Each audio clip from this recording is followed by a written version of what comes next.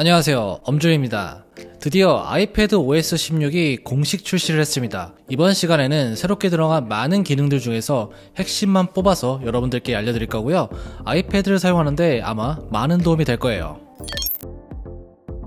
아이패드 OS 16에서는 잠금 화면 디자인이 아주 살짝 달라졌는데요. 아이폰의 iOS 16이랑 좀 비슷해 보이죠? 시계의 글자도 좀 더 굵어졌고 폰트도 달라졌습니다. 그런데 iOS 16 같은 경우는 커스터마이징이 가능한데 아이패드는 커스터마이징은 안됩니다. 아이폰에서는 여러가지로 이것저것 바꿀 수 있게 되었지만 아이패드는 여전히 지원하지 않고요. 혹시 이게 나만 안되나? 이렇게 생각하시는 분들도 계실 텐데 이건 안되는 게 정상입니다.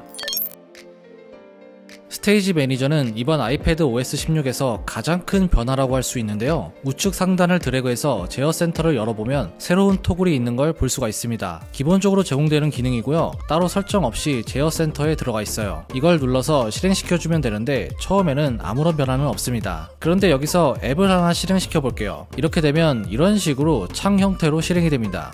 마치 컴퓨터처럼 윈도우 형태로 나오는 건데 창 사이즈를 조절할 수도 있어요. 가로 모드에서는 가로 크기만 조절이 가능하고요. 세로 모드에서는 가로, 세로 모두 다 조절할 수 있습니다. 그리고 왼쪽에 있는 앱을 누르면 다른 앱이 실행이 되고 기존에 있던 앱들은 그룹으로 들어가게 되고요. 이렇게 간편하게 여러 개의 앱을 변경하면서 사용할 수가 있습니다. 그리고 위에 점 3개를 누르면 3가지 옵션이 나오는데 여기서 플러스 버튼을 누르면 이런 식으로 홈 화면이 나오게 됩니다. 여기에서 앱을 선택하면 추가가 되고요. 하단에 있는 독에서 끌어와도 추가시킬 수 있습니다. 제가 테스트를 해보니까 4개까지는 동시에 띄워서 사용할 수가 있더라고요. 5개를 띄우니까 기존에 있던 앱이 하나가 종료가 되었습니다. 제어 센터에서 이 스테이지 매니저 버튼을 길게 누르면 이런 화면이 나오는데요. 여기에서 체크 표시를 이렇게 풀어주면 화면을 더 넓게 사용할 수도 있습니다. 그리고 하단에 있는 독을 살려두고 왼쪽을 없애면 이런 화면으로 구성할 수도 있고요. 이건 여러분들이 사용해보시고 편한 대로 하시면 될 것 같습니다. 저는 이번에 스테이지 매니저 기능을 보면서 아이패드가 이제는 컴퓨터에 좀 더 가까워지고 있구나, 조금 더 활용도가 높아지고 있구나, 이런 생각이 들었습니다. 아이패드에서는 원래 스플릿 기능이 있잖아요. 2개의 앱을 띄워놓고 사용하는 기능인데 2개의 앱만 띄워놓고 본다면은 스플릿 기능이 좀 더 편한 면이 있습니다. 그런데 여러 개의 앱을 동시에 막 사용하면서 왔다 갔다 하면서 또 다른 앱을 실행시키고 이렇게 멀티태스킹을 하시는 분들은 이 스테이지 매니저 기능을 활용하시면 훨씬 더 편하게 이용할 수 있을 것 같아요. 그리고 스테이지 매니저는 아이패드 에어 5세대에서 사용할 수 있고요. 아이패드 프로는 12.9인치 3세대 이후 모델부터 그리고 11인치는 1세대 이후 모델부터 사용할 수 있다고 합니다. 다 지원되는 건 아니니까 참고해주세요. 여러분들 중에 이걸 아마 모르고 계셨던 분들이 계실 겁니다. 아이패드에서는 원래 날씨 앱이 없었어요. 알고 계셨나요? 저는 얼마 전에 알았어요. 아무튼 아이폰에도 있고 애플워치에도 있고 그런데 왜 날씨 앱이 아이패드만 없었을까, 이렇게 생각이 좀 들기도 했고요. 아무튼 이번에 업데이트가 되면서 날씨 앱이 새롭게 생겼습니다. 날씨 앱을 보면 이렇게 나오는데요. 아이폰의 날씨 앱이 아이패드 버전으로 들어갔다고 보시면 됩니다. 왼쪽 상단에 있는 아이콘을 누르면 이렇게 사이드바처럼 나오고요. 그러면 다른 도시의 날씨를 같이 한 번에 볼 수가 있어요. 도시를 추가하려면 검색에서 이름을 입력해 주시고요. 그 다음에 추가 버튼을 누르면 됩니다. 그리고 강수량 같은 것도 이렇게 지도를 통해서 확인이 가능합니다. 그리고 위젯도 추가할 수가 있는데 위젯 추가하는 방법은 다들 아시죠? 만약에 모른다면 알려드릴게요. 빈 공간을 길게 누른 다음 플러스 버튼을 눌러주시고요. 날씨를 선택해 주세요. 3가지 형태 중에 마음에 드는 걸 선택해서 위젯 추가 버튼을 눌러주면 됩니다.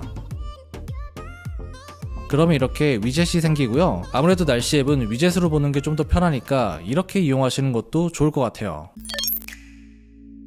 설정에서 디스플레이로 들어가 보면 가장 아래쪽에 보기 기능이 생겼습니다. 눌러보면 기본과 더 큰 공간, 이렇게 2가지 옵션이 나오는데요. 이건 한마디로 말하면 컴퓨터처럼 해상도를 바꾸는 기능입니다. 더 큰 공간 옵션을 선택하면 높은 해상도로 설정이 되어서 화면을 더 넓게 쓸 수가 있습니다. 스플릿 기능이나 스테이지 매니저에서 여러 개의 앱을 띄워놓고 사용할 때 조금 더 유용하니까 멀티태스킹을 자주 하시는 분들은 해상도를 변경해서 사용하시면 좋습니다.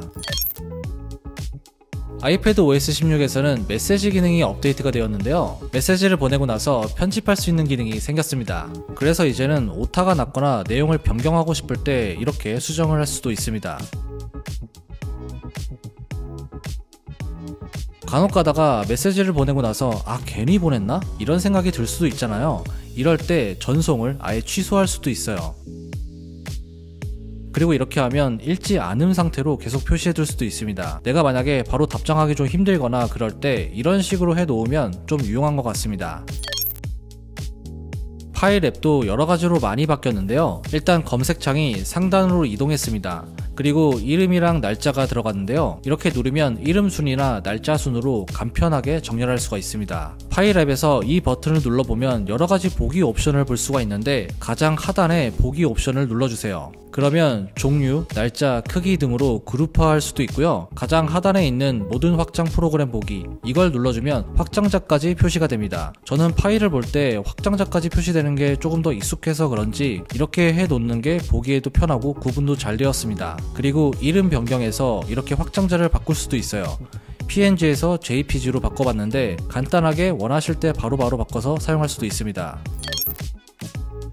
사진 앱을 보면 왼쪽에 사이드바가 있는데요. 여기에 중복된 항목이라는 기능이 새롭게 들어갔습니다. 여기로 들어가면 중복된 이미지들이 정리가 되어 있고요. 여기에서 마음에 드는 사진을 하나 남겨놓고 다른 하나는 삭제할 수도 있습니다. 그리고 최근에 삭제한 사진이라고 있죠. 이제는 여기에 잠금이 걸려 있습니다. 기존에는 그냥 들어가서 볼 수가 있었는데 이제부터는 최근 삭제된 사진이나 가려진 앨범 기능은 잠금을 해제해야 들어갈 수 있게 되었습니다. 이건 좀 필요했던 부분이었는데 이번에 업데이트가 돼서 상당히 괜찮네요. 또한 아이폰에서 그랬던 것처럼 테두리를 딸 수도 있습니다. 나름 아주 정교하고요. 아이패드로 이미지나 그림 작업하시는 분들한테는 꽤 유용할 것 같다는 생각이 드네요. 오늘은 이렇게 아이패드의 새로운 기능들에 대해서 알아봤고요. 여러분들한테 조금이라도 도움이 됐으면 좋겠네요. 질문 있으시면 댓글에 남겨주시고요. 지금까지 엄준이었습니다. 좋아요와 구독 부탁드리고요. 감사합니다. 다음에 봐요.